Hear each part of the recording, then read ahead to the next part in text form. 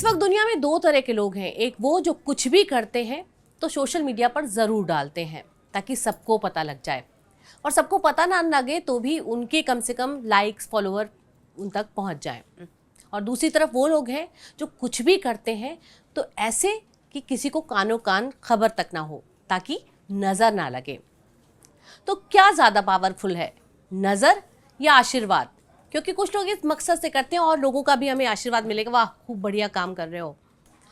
एक तरफ रील हम देखते हैं, ऐसी रील्स हैं जो आपको दिन रात बताती हैं ये 5 तरीके आपने अपना लिए तो आप बिल्कुल सक्सेसफुल हो जाएंगे। चांदनी रात में अगर इस दिन ये काम कर लिया 3:03 पर तो सक्सेसफुल हैं, आप सफल हैं। दूसरी तरफ है आपका अपना टैलेंट। तो टैलेंट या टोटका, इस सब में सब कुछ समाहित होगा और आपकी तमाम शंकाओं, जिज्ञासाओं और आपकी बाल सुलभ जितने भी सवाल हैं उन सबका जवाब देने के लिए हमारे साथ जगत गुरु स्वामी सतीशाचार्य जी महाराज हैं। बहुत बहुत स्वागत है आपका। तो शुरू करते हैं जगत गुरु उवाच। हमारे साथ तमाम लोग हैं जिनके मन में शंकाएं हैं, सवाल हैं, वो लेकर तो पहला प्रश्न यही बनता है, गुरु जी, जुग जुग जियो या तुमको किसी की नज़र ना लगे। हमारे यहाँ आशीर्वाद को बड़ा प्रबल माना गया है, ऐसा मानते हैं कि बड़े बुजुर्गों के आशीर्वाद में बहुत ताकत होती है। फिर ये नज़र वाली बात कहाँ से आती है कि नज़र लग जाएगी, किसी को कानो कान बताना? और ये बड़े लोग भी कहते हैं कि करो तो ऐसे करो कि किसी को पता ना लगे। देखिए, ये जो आप आशीर्वाद और नज़र पर चर्चा कर रही हैं, ये अपने आप में विषय बहुत व्यापक है, बहुत विशाल है, और ख़ास तौर से भारतवर्ष के लिए। भारतवर्ष में ये, क्योंकि ये मान्यताओं का देश है, ये संस्कृति अध्यात्म का देश है, ये उत्सवों का देश है, और ये एक दूसरे के साथ खड़े होने का देश है। यहाँ सौहार्द, यहाँ प्रेम, यहाँ वात्सल्य, ये तमाम चीज़ों का जो खजाना है उसी से ये अमीर है ये देश। यहाँ सबसे बड़ी अमीरी इसी बात की है, और मान्यताओं के आधार पर ही ये विश्वगुरु है, क्योंकि मान्यताएं यहाँ हैं और उन मान्यताओं को प्रबलता से जाना, समझा, बताया और जाना गया, सिखाया गया। अगर आशीर्वाद काम करता है तो नज़र भी काम करती होगी। नज़र कैसे लगती है, नज़र का क्या तरीका है? हमारे भारतवर्ष की जहाँ एक तरफ बड़ी गरिमा है, वहीं दूसरी तरफ बड़ी विडंबना भी है। हमारे यहाँ कौवा कान ले गया तो कौवे के पीछे भागेंगे, कान नहीं चेक करेंगे। हमारे यहाँ जैसे में हमारा एक डायलॉग बड़ा फेमस है कि लोग कान से देखते हैं, आंख से नहीं देखते। अगर लोग आंख से देखना शुरू कर दें, मात्र इतनी सी चीज, एक छोटी सी चीज मेरी स्वीकार कर लें कि मुझे अब आंख से देखना है, कान से नहीं। आपको पता है ना कान से देखना क्या होता है? जो सुन लिया वही सत्य है, ऐसा नहीं होता। जो तुमने सुना है वो असत्य भी हो सकता है। जो तुमने सुना है उसे सत्यापित कौन कर रहा है? कौन है जो सामने तुम्हें बता रहा है, और वो कितना बड़ा हरिश्चंद्र रानी है जो बताने आया है। इसलिए सुनी हुई बात सत्य हो सकती भी है और नहीं भी हो सकती। सुनने के बाद देखना भी है, देखने के बाद समझना भी है, समझने के बाद मानना है। ऐसे ही आशीर्वाद, नजर, टोना, टोटका, ये सब चीजें मान्यता है। उस मान्यता को पूरी तरह से मानकर, समझकर फिर आगे बढ़ना है। क्योंकि किसी भी बात से भयभीत होना, और दुनिया का सबसे बड़ा भय क्या है? किसी भी बात को सही तरीके से नहीं जान पाना, थोड़ा कम जानना, आधा जान पाना, ये सबसे खतरनाक है। ये नजर टोटके से ज्यादा, मेरी नजर में सबसे बड़ा नजर टोटका क्या है? आधा जान पाना, आधी अधूरी जानकारी रखना। मुझे कोई पूछ रहा था गूगल पे चैट जीपीटी और इन सब पर क्यों ना पूछे, तो मैंने कहा इसलिए नहीं पूछो कि उनका जो सोर्स है वो सही है कि नहीं, इस पर तुम्हें विश्वास करना चाहिए नहीं। क्योंकि उनका सोर्स क्या है? जो पीछे दिया गया, और पीछे देने वाले लोग विदेश में बैठे। वो तुम्हारे धर्म को कितना जानते हैं, कितना समझते हैं, ये बात आपसे ज्यादा कौन समझ सकता है? वो तुम्हारे धर्म के प्रति आकर्षित तो हैं पर अभी जानते नहीं। इसलिए हमेशा अपने धर्म को समझने के लिए धर्माचार्यों पर विश्वास करो, और प्रमाणित धर्माचार्यों पर विश्वास करो। वो खगोल अपने आप से बने हुए लोग नहीं, कपोल कल्पित नहीं, क्योंकि वो हमारी वो बात भी ध्यान रखनी है, सदैव वो लोगों को बताना है कि भैया मूर्ख बनाओ .com के टोटके नहीं इस्तेमाल करने, जी, सदैव सही .com वाले टोटके अपनाने हैं। नजर भी होती है, आशीर्वाद भी होता है, पर इस पर अज्ञानता ज्यादा है, इस पर भय ज्यादा है, इस पर संदेह ज्यादा है, इस पर बनावटीपन बहुत ज्यादा है। आपके टोने पे टोटके पे नजर पर रामायण भी लिखा है। रामायण में परशुराम से लक्ष्मण जी कह रहे हैं, बोले यहाँ कुम्हड़ बतिया को ना ही जे तर्जनी देख मर जाई। बोले तुमने कद्दू का फल समझा है क्या मुझे? लौकी की छोटी वाला फूल समझा है क्या, जो बिल्कुल छोटी सी शुरू होती, छोटी सी बतिया जो उंगली दिखाओगे और हम मर जाएंगे। तो यानी वो ये कह रहे हैं कि वो तो मरता है, अगर उंगली दिखाने मात्र से कद्दू की, लौकी की वो छोटी सी बतिया यानी छोटा फल मर सकता है, तो इंसान के ऊपर इसका प्रभाव क्यों नहीं पड़ेगा? भावनात्मक रूप से हमारा निर्माण है, भावनात्मक रूप से हम पर प्रभाव पड़ता है। कोई कहे तुम चिंता मत करो मैं तुम्हारे साथ हूं, तुम्हें बल मिल जाता है। कोई तुमसे कहे अच्छा तुम निकलना, देखता हूं तुम्हें आज, तुम्हें भय आ जाता है। तो अच्छे और बुरे दोनों का प्रभाव आप पर पड़ता है। इसलिए जानकर समझकर किससे डरना है और किससे नहीं, क्या सही है और क्या गलत, इसको जानकर आगे बढ़ोगे तो आशीर्वाद भी मिलेगा और कुदृष्टि से भी आप बच जाएंगे। कोई वैज्ञानिक दृष्टिकोण है कि आशीर्वाद की शक्ति कहाँ से आती है और नज़र उतारते हैं तो उसका असर होता है? क्योंकि भारत में तो तमाम ऐसी जगह हैं जहाँ बाकायदा नज़र उतरवाने के लिए लोग जाते हैं, और आप जब किसी को आशीर्वाद देते हैं तो उसके पीछे क्या शक्ति होती है जो वाकई लग जाती है लोगों को? कोई वैज्ञानिक दृष्टिकोण या सिर्फ ये भी मान्यता है, मन के माने से है? नहीं, वैज्ञानिकता है, इसमें पूर्णतः वैज्ञानिकता है। आपके पुण्य कहीं ना कहीं इकट्ठे होते हैं। आप जो अच्छे काम करते हो, आप जो सत्कर्म करते हो, आप जो पुण्य पाठ करते हो, पाठ पूजा यज्ञ अनुष्ठान, बढ़िया जगह जाना, लोगों की मदद करना, जो आप अच्छे काम कर रहे हो वो कहीं इकट्ठे भी होते होंगे, कहीं रखते होंगे। बैंक में क्रेडिट डेबिट का प्राविधान है, पैसे जमा कर सकते हैं, निकाल सकते हैं। बैंक दो तरीके का कार्ड देता है, डेबिट देता है, क्रेडिट देता है। Credit card, debit card. Credit card में जब तुम जमा करोगे, डेबिट कार्ड में क्या है, जमा करोगे पहले फिर निकाल पाओगे। क्रेडिट कार्ड में निकाल लो बाद में जमा कर सकते हो। बस इतना सा ही नियम परमात्मा के द्वारा लगता है। आपके द्वारा किए हुए कर्म और पुण्य, जब तुम किसी को आशीर्वाद देते हो तो वो पुण्य और प्रताप उसे देते हो। आशीर्वाद केवल मुंह से कहा हुआ ये नहीं, जाओ खुश रहो बढ़िया रहो। इसी कारण से गुरु आशीर्वाद के लिए सबसे महत्वपूर्ण किसको माना है? गुरु को। उसकी वंदना में गोस्वामी तुलसीदास जी ने लिखा, बंदहूं गुरुपद पदम परागा। गुरु के चरण कमल कैसे हैं? बोले कमल की तरह।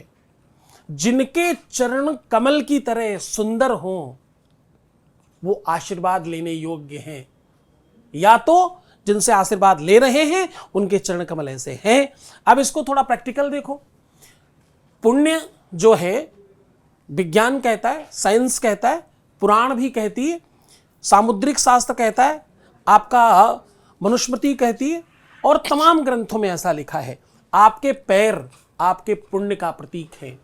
गरीबी और अमीरी तुम किसी के चप्पलों से, उसके पैरों से, उसके पैरों की साज सज्जा से। हम लोग जब जगत गुरु बनते तो हमें सबसे पहले अपने पैर पूजने पड़ते खुद के रोज।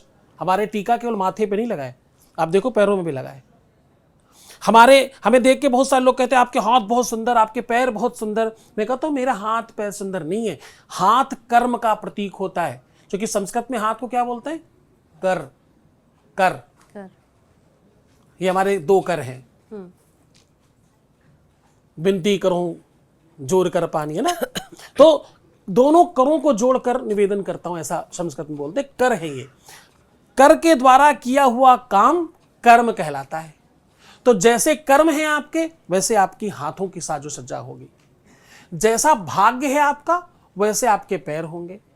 आप किसी बहुत सामान्य जो कम धनवान है उसके आप पैर देखिएगा तो आपको दिखेगा उसके पैरों के नाखून, उसके पैरों की व्यवस्था, उसका आकार, उसका स्वरूप बहुत सुडौल नहीं होगा, बहुत व्यवस्थित नहीं होगा। ये आकार स्वरूप व्यवस्थाएं सब उसको निर्माणित करती हैं। तो जब आप किसी को प्रणाम करते हो तो उनके पैरों के नाखून से आपके हाथों के नाखून यानी उनके पुण्य से आपके कर्म टकराते हैं, आपके कर्म सुव्यवस्थित होते हैं, आप उन्हें माथे पर लगाते हो, अपनी भाग्य जहां लिखी हुई है। तो कर्म से आपने प्रारब्ध को छुआ और अपने प्रारब्ध में टच किया, यानी गंगा जल लोटे से निकाला और बहुत सारे जल में डाल दिया, तो वो बचा हुआ जल क्या हो गया? पवित्र। गंगा जल हो गया सारा का सारा, तो वो भी पुण्यमय हो गया। तो आशीर्वाद बिल्कुल उसी तरह काम करता है कि आपके पुण्य, आपसे किसी ने आशीर्वाद लिया, क्या हुआ? आपके पुण्य उसके पास चले गए। आपने आशीर्वाद दिया, आपने दोनों हाथ उठा के कहा हाँ मैं स्वीकार करती हूं उनका प्रणाम, मैंने स्वीकार किया आपका प्रणाम, जाओ तुम खुश रहो, जाओ तुम आनंदित रहो, खुश रहो, तुम्हें सुख मिले। ये छोटी बात नहीं है, हम बड़े आराम से कह देते हैं खुश रहो, सुख मिले तुमको, ये छोटी चीज नहीं है। जिस सुख के पीछे पूरी दुनिया भाग रही वो मिले, तुमने कहा है, तुम्हारे पुण्य लगेंगे उसमें, कहने से थोड़ी होगा। परमात्मा की व्यवस्था को तुम आदेश दे रहे हो, वहां आदेश देने के लिए एक ही चीज लगती है, उसका नाम है पुण्य। वो तुम अपना वाला लगाओगे तब वो खुश रहेगा, क्योंकि सुख पाने का सोपान सबसे आखिरी है। विद्या से विनय, विनय से योगिता, विद्या ददाति विनयम, विनयम ददाति पात्रत्वाम, पात्रत्वापनादुर्धनमाप्नोति, धनाधनम तथा सुखम। विद्या से विनय, विनय से योगिता, योगिता से पात्रता, पात्रता से धन और धन से सुख मिलता है। जो आखिरी का सोपान है वो तुम पहले ही दे रहे हो अपने हाथ उठा के, जाओ खुश रहो। तो खुश रहो में ध्यान रखना कि तुम्हारा पुण्य जाएगा तब वो खुश रहेगा। यह आशीर्वाद की वैज्ञानिक पद्धति है। जी। नमस्कार गुरुजी, मेरा नाम अभिषेक श्रीवास्तव है और मैं जर्नलिज्म का छात्र हूँ। जैसे कि आज का जो हमारा वो है चर्चा हो रही है वो टोने टुटके और आशीर्वाद पे हो रही है। आजकल का जो प्रचलन है हम देख सकते हैं कि हमारे भारत देश में हर कोने में कोई ना कोई ऐसा व्यक्ति विशेष है जो कि टोने टुटके के नाम पे मासूम लोगों से पैसे हड़पे जाते हैं, उनको बेवकूफ़ बनाया जाता है और अंधविश्वास को और बढ़ाया जाता है। तो इस पे आपके क्या विचार हैं और इसको कैसे रोका जा सकता है? मेरा विचार तो बड़ी सीधे शब्दों में कहो, मेरे विचार से बहुत गलत हो रहा है, रोक देना चाहिए। इसका ये जवाब नहीं है, ये बहुत सामान्य बात हो गई। मासूम लोगों को जब आप कहते हो तो मासूम जैसा कुछ नहीं होता, मासूम कोई नहीं है दुनिया में। सब स्वतंत्र हैं, सब अपने विचारों के मालिक हैं, उनकी स्वेच्छा है और वो स्वेच्छा से जा रहे हैं। जाना ही क्यों, किसको नहीं पता ये गलत है? कोई ना मासूम है ना कोई सामान्य है, समय है, काल है, वो संकट है जो उसको मजबूर कर रहा है। वेद ने लिखा, बोले असंभवम है मृगस्य जन्म तथापि रामो लुलभे मृगायाः। असंभव है सोने का मृग होना। सोने का मृग हो सकता है क्या? Living things, non living things एक ही जैसी बात है क्या? दोनों एक ही है क्या? ऐसा हो सकता है? लोहा चलने लगा, ऐसे कैसे? वो तो मशीन लगाई जाएगी, वो व्यवस्था की जाएगी, पर प्राण नहीं है उसमें, उसमें जान नहीं है। Living things, non living things दोनों अलग अलग है। एक धातु है, एक जीव है। धातु जीव पर कैसे पहुंची? ऐसा तो भगवान ने खुद बनाया ही नहीं है। असंभव है सोने का मृग होना। फिर भी क्या हुआ? भगवान राम जैसा व्यक्ति धनुष बाण लेकर लुलुहाते घूम रहा है पीछे पीछे पकड़ने कि सोने का मृग लूट कर लाना है, इसको पकड़ कर लाना है सीता के लिए। ये क्या है? बोले प्रायः समापन्न विपत्ति काले धियोरपि पुंसामलिनी भवन्ति। प्रायः बुद्धिमान लोग भी, ज्ञानी लोग भी, सर्वश्रेष्ठ लोग भी प्रायः समापन्न विपत्ति काले, विपत्ति के समय में अच्छे अच्छे ज्ञानी लोग भी बेचारे शून्य हो जाते हैं। हमारे हिंदी में कहावत है, गगरी में थरिया ढूंढने लगते हैं। गगरी का मुंह इतना बड़ा, थाली इतनी बड़ी, उसके अंदर कैसे जा सकती है? लेकिन फिर भी ढूंढ रहे। क्यों? विपत्ति उन्हें ऐसा कराती है, संकट उन विचारों का ऐसा करा रहा है, वो खुद नहीं कर रहे। और मैं उसको फिर से पॉजिटिवली देखता हूं। अगर कदाचित उनके जीवन में धर्म होता तो ये नहीं होता, क्योंकि धर्म ने सिखाया है संकट आए तो क्या करें। तांत्रिकों के पास नहीं भागे हैं। संकट आए तो धीरज, धर्म, मित्र और नारी आपत्तिकाल पर रखी हो चारी। पहले इन चारों का परीक्षण करो, इन चारों के पास देखो। सबसे पहला क्या है? धैर्य, धीरज। अभी थोड़ी देर पहले मैं गुनगुना रहा था इसी पॉइंट पर। एक, जब आप सुंदरकांड पढ़ते हो तो केवल पढ़ने के लिए नहीं है, समझने के लिए है। वो जो तुम पढ़ रहे हो ग्रंथ में, वो केवल पढ़ के समझने नहीं है, पाठ नहीं करना है, समझना है, अंदर से लेना है। सुंदरकांड की एक चौपाई यहां पर बहुत पसंद है मुझे, भगवान हनुमान जी के लिए लिखी गई। तेल बोरी पट बांध पुण्य पावक देहु लगाए, कपिके ममता पूछ पर सबई कहे समुझाए, तेल बोरी पट बांध पुण्य पावक देहु लगाए। जाओ हनुमान के पूछ पर कपड़ा लगाओ, तेल डालो, जला दो इसको। पूछ आपकी ममता है, पूछ आपकी सच्चाई, अच्छाई और व्यवस्था है। पूछ क्या है? पूछ किसकी होती है? पूछ का मतलब क्या होता है? पूछ का मतलब पीछे वो रस्सी निकली हुई थोड़ी होती है। बोले अच्छे लोगों की पूछ होती है। किसकी पूछ होती है? अच्छे लोग। पूछ मतलब अच्छे लोगों को लोग याद करते हैं। पूछ का मतलब ये है जिस चीज को याद किया जा सके। आपके गुणों में आग लगा दो, उसने कहा। ज्ञानी है वो। रावण सामान्य इंसान है क्या? पूछ में आग लगा दो। मूर्ख है पढ़ने वाले, समझते नहीं, इसलिए ऐसा समझते हैं। पूछ का मतलब उसके गुणों में आग लगा दो, इसका अपयश फैलाओ दुनिया में। बताओ ये बानर है, कोई भगवान नहीं, कुछ नहीं। हनुमान जी हंसे। जो व्यक्ति आपदा में अवसर देख सकता है वो इंसान हनुमान बन सकता है। क्या कह रहा हूं? What I am saying? जो व्यक्ति आपदा में, आपदा मतलब भारी संकट है, चारों तरफ से घनघोर संकट, अब मैं क्या करूं, तांत्रिक के पास जाऊं क्या? नहीं। आपदा में अवसर देखो, चीर कर अंधेरे को उधर देखो, उजाला है। दूसरी तरफ देखने की क्षमता जिसमें है वो हनुमान है। हनुमान क्यों है? क्योंकि हनुमान बुद्धि नाम अग्रण्यम है, बुद्धिमानों में सबसे आगे खड़े होने वाले। हनुमान क्यों? क्योंकि वो अतुलित बलधामम है, दुनिया में सबसे बलशाली है, इसलिए हनुमान है। तो आप जब वो समझोगे आपदा में अवसर, तो आप नरेंद्र मोदी होंगे। आपदा में अवसर। किसी ने कहा वो चाय वाला, उन्होंने कैंपेन शुरू कर दी चाय वाला, लो। फिर किसी ने यूपी में कहा, बोले डबल इंजन की सरकार है, फिर भी ये काम नहीं हो पा रहा है, उन्होंने कैंपेन शुरू कर दी डबल इंजन की सरकार, पूरे तरफ होर्डिंग लग गई। आप आपदा में अवसर ढूंढने का सामर्थ्य जुटा लें तो आप समझना कि आपने रामायण के एक आध चौपाई पढ़ ली है, आपने समझ ली है। तांत्रिकों के पास, मांत्रिकों के पास जाने में बुराई नहीं है।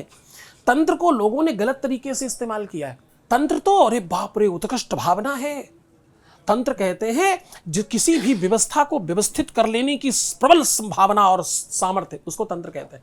यहां लोग तंत्र मतलब क्या समझते हैं? छू काली कलकत्ते वाली, ब्रह्मा विष्णु काली, मेरा वचन न जाए खाली, ओ थुड़ुम स्वाहा। ये तंत्र है क्या? नहीं। तंत्र बड़ी व्यवस्था है।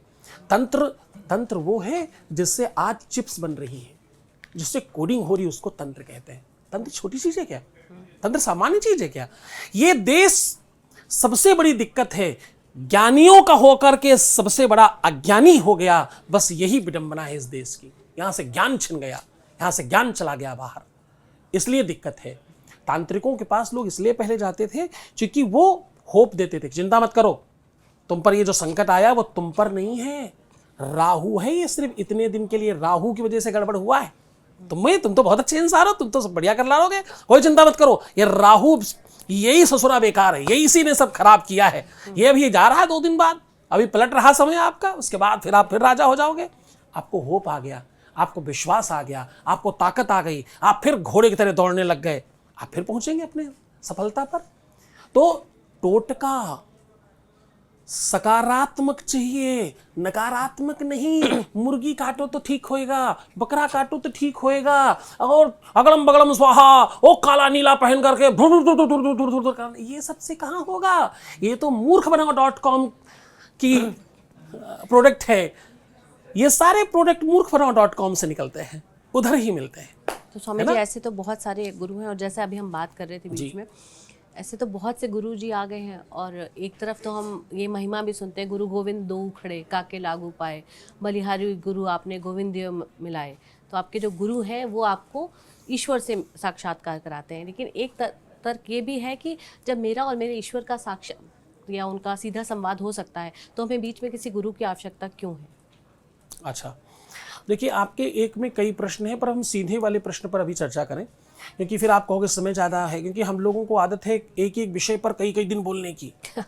हमारे यहाँ के हमारे रील का कुल परंपरा के जमाना है विवेकानंद थोड़ा। जी ने 0 पर कितने दिन तक बोलते रहे, तो हम लोगों को लंबा बोलने का आदत है, स्वभाव है, परंपरा है हमारी। आप कह रहे हो कि भगवान को प्राप्त करने में बिचौलिए की क्या आवश्यकता है, बिचौलिए की क्या आवश्यकता है, वो चाहे गुरु ही क्यों ना हो, यही कह रहे हैं ना। जी। चाहिए, इसलिए चाहिए कि भगवान होता क्या है, भगवान किसको कहते हैं, भगवान कौन है। जिस पत्थर में हमने आंख, नाक, कान, मुंह और हाथ बना दिए, आप उसको भगवान कह रहे हो क्या। फेथ। आप परिचय कैसे पाओगे भगवान का, आप पहचानोगे कैसे। मैंने आपको कहा बाजार में चले जाइए, उस बाजार में एक काला आदमी 6 फीट का खड़ा होगा, गले में लाल रुमाल डाला होगा, एक घड़ी पहनी होगी, शूज नाइकी के पहने हो सकता है। आप जाइए, उसके पास आपका सामान मिलेगा। आप वहां गए, सब नाइकी पहने घूम रहे हैं, सब काले वाले हैं, सब गले में रुमाल डाले घूम रहे हैं। अब आप पहचानेंगे कैसे साहब, आपका परिचय नहीं ना, आपकी जानकारी नहीं है ना। आपको भगवान है कौन वो बताएगा कैसे, कौन बताएगा, कौन सुझाएगा, कौन वो बात बताएगा जिस विषय से आप जानकार नहीं हो।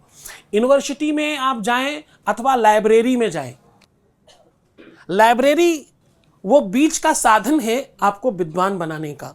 विद्वान बनना यानी भगवान पाना। लाइब्रेरी की, अगर लाइब्रेरी से सब हो सकता है तो बीच में गुरुओं की जरूरत क्या है।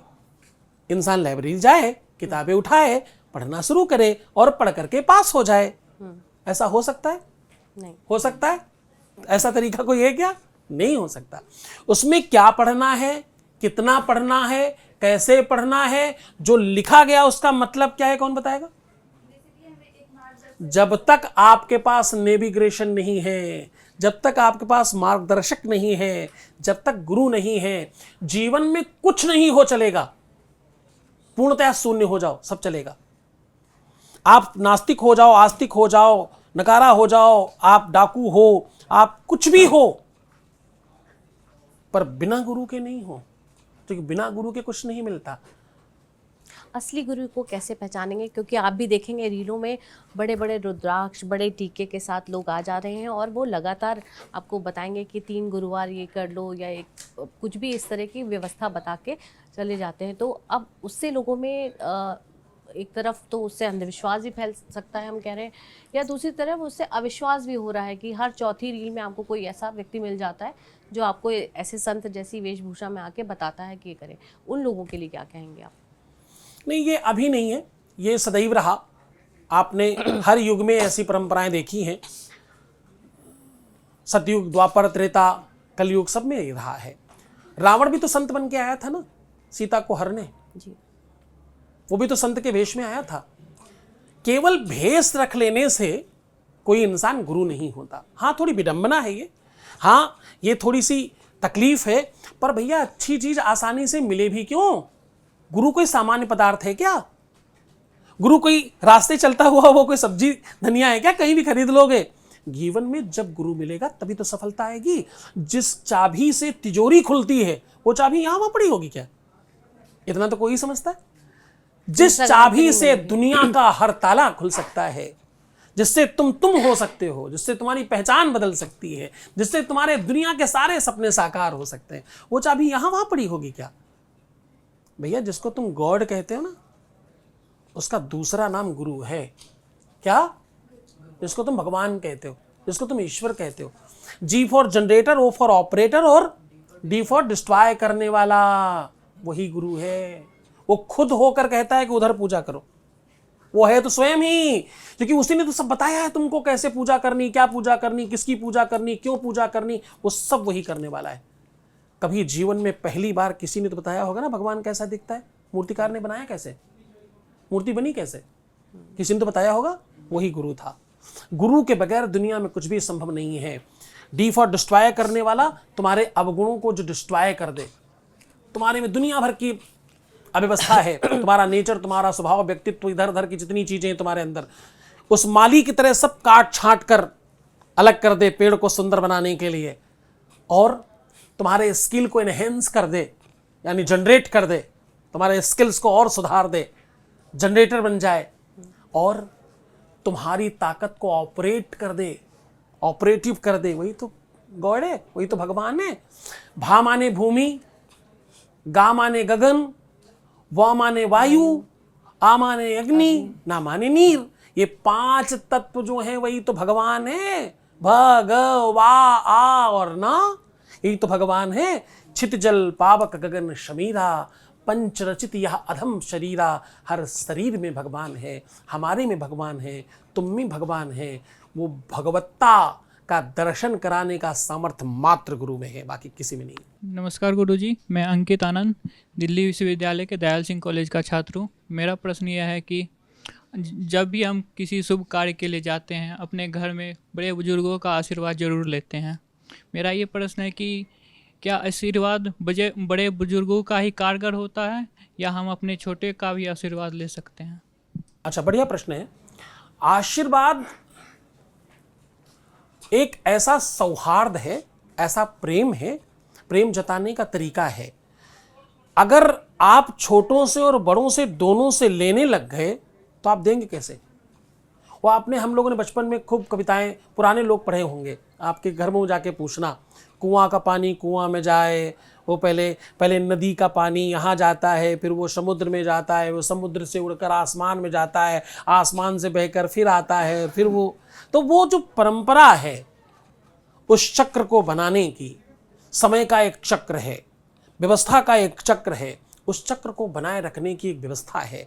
जो चीज रोक दोगे, और खास तौर से पानी, ज्ञान, आशीर्वाद, वैभव, और सबसे आवश्यक, अगर आपने इन चीजों को रोक दिया तो आप पूरी तरह से उस वस्तु को बर्बाद कर देंगे। पानी रुक गया तो कीचड़ हो जाएगा, दिमाग रुक गया तो आप पागल हो जाएंगे, आशीर्वाद आपने रोक दिया तो आप मदांध हो जाएंगे और सब खराब कर बैठेंगे। क्योंकि आशीर्वाद लेना और फिर आगे तत्काल दे देना, यही परंपरा है। ददाति पितृगणनाति नानिथै सा प्रसीदति, वेद कहता है। वेद कहता लीजिए फिर आगे दीजिए, यही परंपरा है। इस परंपरा का निर्वाहन करना ही आशीर्वाद है। नमस्कार गुरुजी, मेरा नाम नंदिनी गुप्ता है। मैं डीएससी कॉलेज से जर्नलिज्म के स्टूडेंट। सर गुरुजी, मेरा बेसिकली क्वेश्चन ये था कि आस्था और अंधविश्वास में क्या अंतर है? क्योंकि आज के टाइम पे लोग आस्था के नाम पे भी अंधविश्वास को रखते हैं। अच्छा, मैं आपको इसके लिए बहुत अच्छी बात बताता हूँ। आस्था और अंधविश्वास, ये जो अंधविश्वास शब्द है ना, इसी ने आस्था को बर्बाद किया है। अंधविश्वास जो शब्द है ये बनावटी है, ये फेक है। ये शब्द डाल के तुम्हारे यहाँ ऐसे ऐसे शब्द डाल दिए गए जिसके चक्कर में सब खराब हो जाए। अंधविश्वास क्या होता है? किसी का अंध भक्त होना। तुम जब किसी को अति से प्रेम करती हो ना, उसकी बुराइयां नहीं दिखती, इसी को अंध भक्त होना बोलते हैं। क्या है बुराई है? अंधविश्वास क्या होता है? अंधविश्वास जैसी कोई चीज नहीं होती। जब आप परेशान होते हो, जब आप दुखी होते हो, तो आपको कुछ नहीं समझ में आता, सामने वाला जो बताता आपको करना पड़ता है, मजबूरी है, कोई रास्ता नहीं दिखता। अंधविश्वास जैसी कोई चीज नहीं है। हाँ, आपको जागरूक होना बहुत आवश्यक है। आपको ये बात जरूर ध्यान रखनी है कि कभी भी आपको दूध की दुकान पर मदिरा और मदिरा की दुकान पर दूध नहीं मिलता। मैं मार्केटिंग सिखाने जब कभी कभी जाता हूं कहीं कहीं, तो लोगों को ये बात बोलता हूं कि अगर आप दूध बेच रहे हैं, कहीं पर मिल्क प्रोडक्ट आप बेच रहे हैं और आपकी दुकान पर कोई आया और आपने उससे ये पूछ लिया क्या चाहिए, तो इसका मतलब आप सेल्समैन नहीं, आप थप्पड़ खाने वाले अधिकारी हैं। क्योंकि क्या चाहिए मतलब क्या? तुम्हारे पास प्रोडक्ट ही एक रखे बैठे हो, तो आपको ये पूछना चाहिए कौन सा सर चाहिए, ज़्यादा बटर वाला, कम बटर वाला, कम फैट वाला, ज़्यादा फैट वाला। क्वेश्चन वैलिड है। क्या चाहिए अनवैलिड क्वेश्चन है, क्योंकि दूध की दुकान पर मदिरा और मदिरा की दुकान पर दूध नहीं मिलता। आप गलत जगह गलत चीज ढूंढ रहे हो, वो जरूर आपको समझना है, वो जरूर आपके संज्ञान में होना चाहिए, आपको कहाँ और क्या ढूंढना है। गुरुजी, आशीर्वाद पर तो आपने बड़े अच्छी जानकारी दी, लेकिन नज़र के लिए बताइए, क्या ऐसा आप कोई तंत्र मंत्र या ऐसा कोई वो टोटका नुस्खा दे सकते हैं जिससे नजर ना लगे? और क्या वाकई नजर की मतलब इतनी ताकत होती, या ईर्ष्या ही नजर है? मूर्खबनाओ.com से तो नहीं ही दूंगा, कुछ अलग ही देना पड़ेगा। देखो ऐसा है कि ये सब चीजें होती तो ही हैं। इनसे बचने के लिए सबसे बढ़िया तरीका है कि हमारे यहाँ गाय में 33 कोटि देवी देवता है, किसी के पास जाने की आवश्यकता नहीं और मुफ्त का इलाज है। गाय के पूंछ से जब भी आपको ऐसा लगे कि मेरे ऊपर नजर लग रही है, मेरी बात कहीं अधूरी रह जा रही है, हो सकता है किसी की कुदृष्टि लग गई मेरे ऊपर, आप रविवार मंगलवार ये दोनों ही अग्निकारक दिन हैं और यही वो दिन है जिन दिनों में इन सब चीज़ों का प्रभाव थोड़ा ज़्यादा मिलता है। कभी होरा पर चर्चा करेंगे तो ये चर्चा को और विस्तृत करेंगे। गाय की पूंछ से रविवार मंगलवार को झाड़ने से किसी भी प्रकार का किया कराया तंत्र मंत्र जंत्र भूत प्रेत पिशाच डाकनी साकनी ब्रह्म राक्षस बेताल सब स्वाहा हो जाता है, सब समाप्त हो जाता है। जिन घरों में देसी गाय पाली जाती उन घरों में ये दोष ये संकट नहीं रहता। जिन घरों में गाय के गोबर से लेपन होता है, जिनके घर में वो गौरजा बनती है, उसका पूजन जिन घरों में होता है, उन घरों में ऐसा कोई संकट नहीं रहता। बच्चों से लेके बूढ़ों से लेके जवान किसी को कोई संकट हो, गाय का दूध भगवान शिव पर चढ़ाएं, गाय के पूंछ से झाड़ें, गाय के घी का दीपक निरंतर जलाएं, गाय से रिलेटेड पंचगव्य हो, पंचामृत हो, गाय का दूध हो, ये सब अमृत है इस दिशा का। इस दिशा में जितने भी संकट हैं उन सबको समूल समाप्त करने के लिए माता गौ की या गौ माता की कृपा से सब संभव हो सकता है। फ्लैट्स में अब गाय पालना तो संभव नहीं, लेकिन गुरुजी मुझे लगता है ये आखिरी बात आपकी ज़रूर वायरल हो जाएगी, क्योंकि लोग फौरी तौर पर इलाज चाहते हैं, तुरंत पे कुछ पता लग जाए। तो आपने गाय के नहीं, हमारे यहाँ गौशाले में आप एक गाय के माता पिता बन सकते हैं, एक गाय को आप ग्रहण कर सकते हैं, बहुत से उनका आधिकारिक तौर पर आप उसके पालने बन सकते हैं, पालक बन सकते हो, तो वो आपकी ही हो गई। आप जब चाहे उसे मिले, जब चाहे उससे भेंट करें, और एनसीआर में ही आश्रम में मारा, तो इसमें कोई मुश्किल चीज़ नहीं है। बहुत बहुत धन्यवाद। तो अगर आपने शुरू की सारी बातें सुनी हैं तो ये केवल आखिरी वाला हिस्सा मत लें, वो सार नहीं है सब कि आप बिल्कुल गाय के पास जाके झाड़ा लगवा लें और आपकी नज़र उतर जाएगी। आपको पूरी शुरू से अंत तक की सब बातों का सार समझना है कि आपकी जानकारी ही आपका अल्टीमेट बचाव है और वही ज्ञान आपको सुरक्षा कवच देता है। जगत गुरु उवाच के इस कार्यक्रम में फ़िलहाल इतना ही। मिलेंगे अगले प्रोग्राम में एक और समस्या और उसके समाधान के साथ। या समस्या नहीं भी हो तो कम से कम ज्ञान तो आपको प्राप्त हो, इसकी पूरी संतवाणी हमारे साथ ज़रूर रहेगी। धन्यवाद। इस प्रोग्राम में इतना ही। नमस्कार।